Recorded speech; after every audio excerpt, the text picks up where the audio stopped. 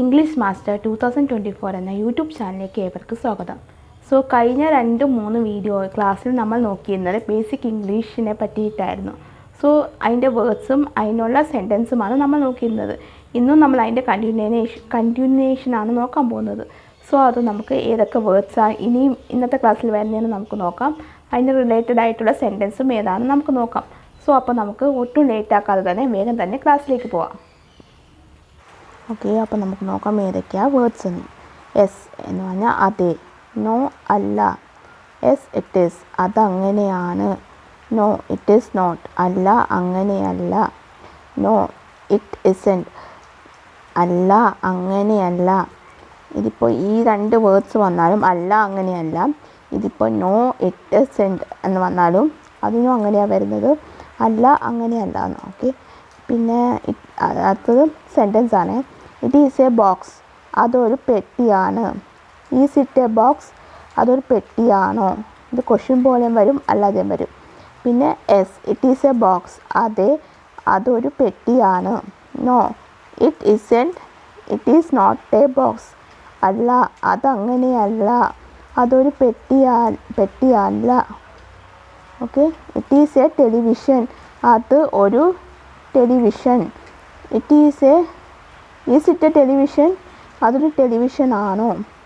പിന്നെ isn't it a computer it is not a computer അതൊരു computer അല്ല. No it is not a computer അല്ലേ അല്ല എന്ന് പറയത്തില്ല, അതിനാണ് നമ്മൾ നോ എന്ന് പറയും. അപ്പോൾ മലയാളത്തിൽ വരുമ്പോഴത്തേക്കും അല്ലേ അല്ല അതൊരു കമ്പ്യൂട്ടർ അല്ല. It is really A television അത് തീർച്ചയായും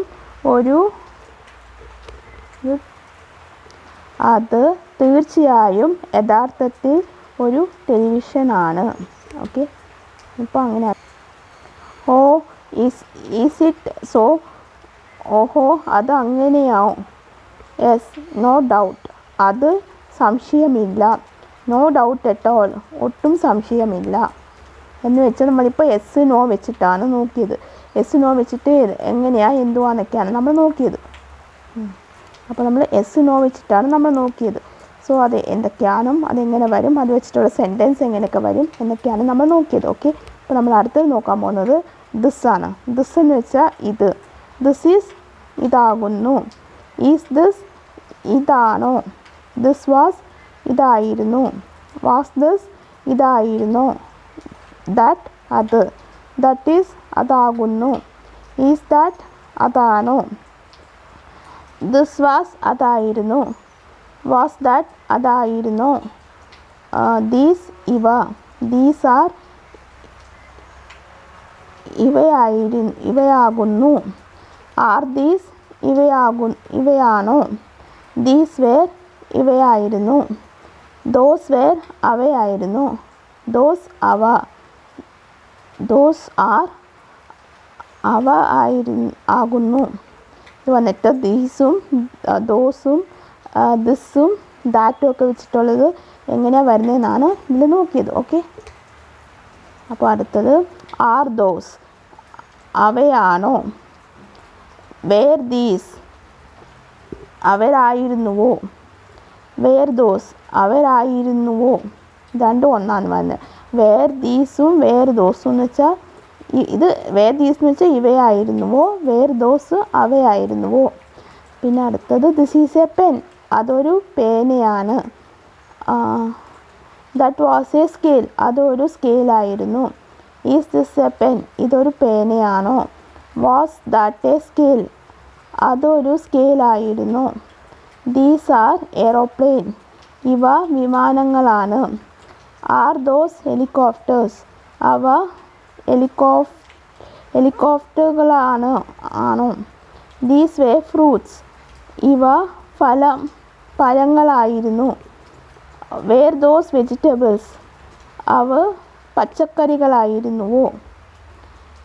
സിംഗുലർ ഇതിൻ്റെ വന്നിട്ട് എന്താണെന്ന് വെച്ചാൽ ഇപ്പോൾ നമ്മൾ ഇത്രയും സെൻറ്റൻസാണ് നോക്കിയത്. ഓക്കെ, അത് സിംഗുലർ നമ്പറിൽ വരുമ്പം അത് ഏകവചനം വരും. പ്ലൂറൽ നമ്പറിൽ വരുമ്പോൾ ബഹുവചനം വരും. ഏകവചനം ബഹുവചനം അറിയാമല്ലോ. അത് ആ രീതിയിലാണ് വരുന്നത്. അപ്പോൾ നമ്മൾ ദിസും ദാറ്റ്, ദിസ് എന്ന് പറഞ്ഞാൽ ഇത്, ദാറ്റ് എന്ന് പറഞ്ഞാൽ അത്, ഇത് നമ്മൾ രണ്ടും പറയുന്നതും ഏകവചനം എന്നാണ് പറയുന്നത്. മലയാളത്തിൽ പറയുമ്പോൾ അത് ഏകവചനം, അതായത് സിംഗുലർ നമ്പർ. സോ അപ്പോൾ നമ്മൾ ഇത് ഇങ്ങനെയാണ് പറയുന്നത്, ഏകവചനം എന്നാണ് പറയുന്നത്. ഇത് മനസ്സിലായല്ലോ. അടുത്തത് അപ്പോൾ നമ്മൾ ഇതിൻ്റെ കൂടെ തന്നെ പറയുന്ന വേർഡ്സാണ് ഈസ് വാസു ഉപയോഗിക്കുന്നു.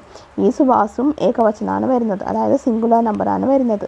പിന്നെ അടുത്തത് നമുക്ക് നോക്കാം. ദോസ്ത് എന്ന് പറഞ്ഞാൽ അവ, ദീസ് എന്ന് പറഞ്ഞാൽ ഇവ, ഇതിനെ നമ്മൾ ബഹുവചനം എന്ന് പറയും. സോ ഇവയുടെ കൂടെ ആർ, വേർ എന്നും കൂടി ഉപയോഗിക്കുന്നുണ്ട്. ഓക്കെ, ആറും വേറും കൂടി നമ്മൾ പറയും ഏകവചനത്തിൽ, അതും കൂടി ബഹുവചനത്തിൽ അതും കൂടി ഉൾപ്പെടുന്നതാണ്. സോ ഇതാണ് നമ്മൾ ഇന്നത്തെ ക്ലാസ്സിൽ നോക്കിയിരുന്നത്. സോ അപ്പോൾ നിങ്ങൾക്ക് ഇന്നത്തെ ക്ലാസ് ഇഷ്ടമായി എന്ന് ഞാൻ വിചാരിക്കുന്നു. നിങ്ങൾക്ക് ഇന്നത്തെ ക്ലാസ്സിൽ എന്തെങ്കിലും ഡൗട്ടോ കാര്യങ്ങളോ ഉണ്ടെങ്കിൽ നിങ്ങൾക്ക് ഒരു മടിയും കൂടാതെ നിങ്ങൾക്ക് തീർച്ചയായിട്ടും കമൻറ്റ് ബോക്സിൽ ചോദിക്കാവുന്നതാണ്, അതിനുള്ള റിപ്ലൈ ഞാൻ തരുന്നതായിരിക്കും. സോ നിങ്ങൾക്ക് എന്തെങ്കിലും മനസ്സിലാവാത്തതോ എന്തെങ്കിലും ഉണ്ടെങ്കിൽ നിങ്ങൾക്ക് ചോദിക്കാവുന്ന, എന്തെങ്കിലും ഡൗട്ട് ഉണ്ടെങ്കിൽ ക്ലിയർ ആയിട്ട് നിങ്ങൾക്ക് ചോദിക്കാവുന്നതാണ്, അതിനുള്ള റിപ്ലൈ ഞാൻ ക്ലിയർ ആയിട്ട് തരുന്നതായിരിക്കും. ഓക്കെ,